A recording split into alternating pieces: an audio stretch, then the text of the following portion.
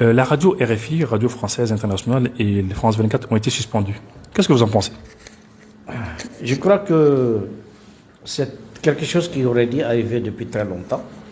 Parce que, vous savez, depuis longtemps, nous savons que ces médias ne disent pas la vérité sur notre pays.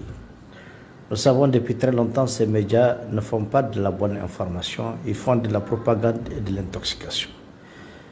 Mais malheureusement pour notre pays et pour tous les peuples maliens, ils ont profité d'un système où la politique française était dominatrice.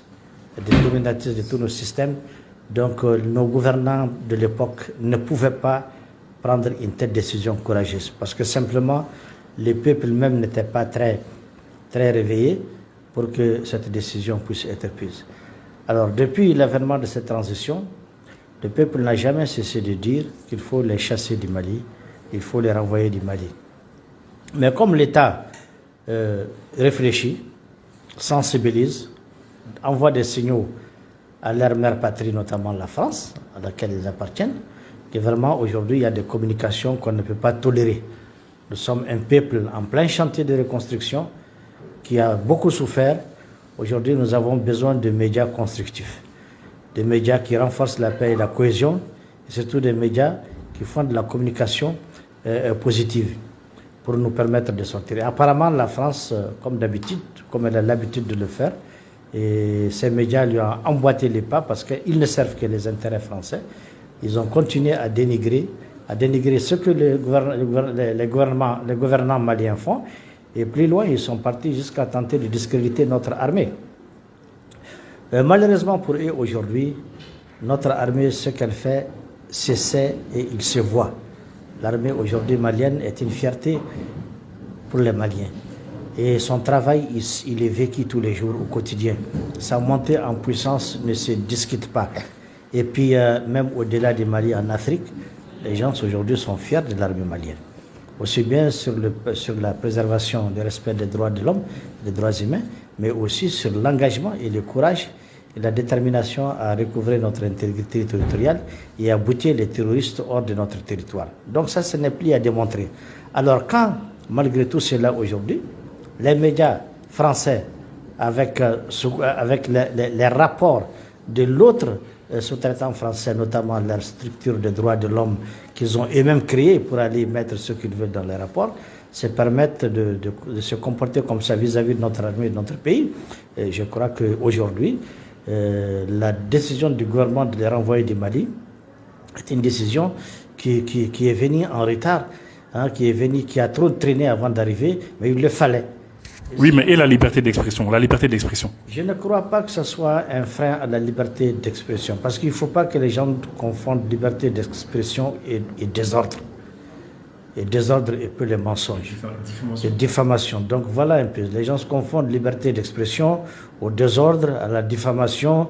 Et ça, ce n'est pas nous. Aujourd'hui, on ne peut pas s'offrir le luxe de permettre que n'importe qui se permette de dire n'importe quoi sans aucun fondement.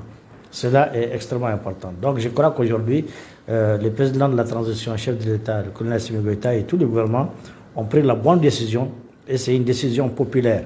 C'est la volonté du peuple qu'ils ont exprimée comme ça, en les renvoyant.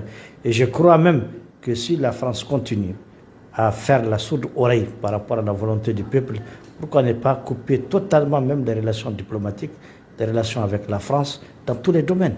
Cela ne nous dérangera à rien du tout. Oui, mais et les Maliens qui sont en France, à l'extérieur, comment on fait? Je crois qu'il y a encore des Français, au Mali. On trouvera une solution. Il faut que la France nous respecte. Parce que comme on l'a dit, c'est un choix qui est fait. Un choix n'est jamais sans risque.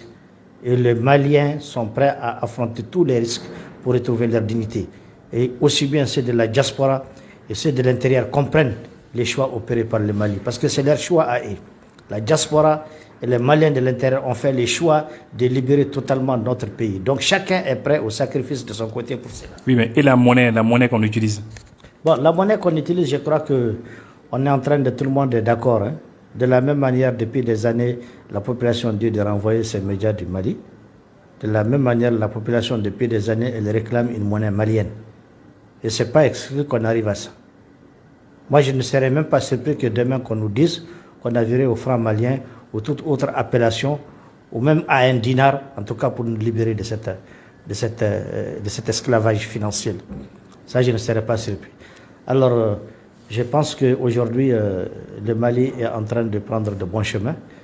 Et je crois aussi que l'intervention impopulaire de Macron avant-hier par la suite à ce renvoi de ces journalistes a ouvert les yeux aux chefs d'État de la CEDEAO pour les amener encore à prendre des décisions responsables, souveraines et qui reflètent vraiment l'intérêt et les besoins des Africains, quoi.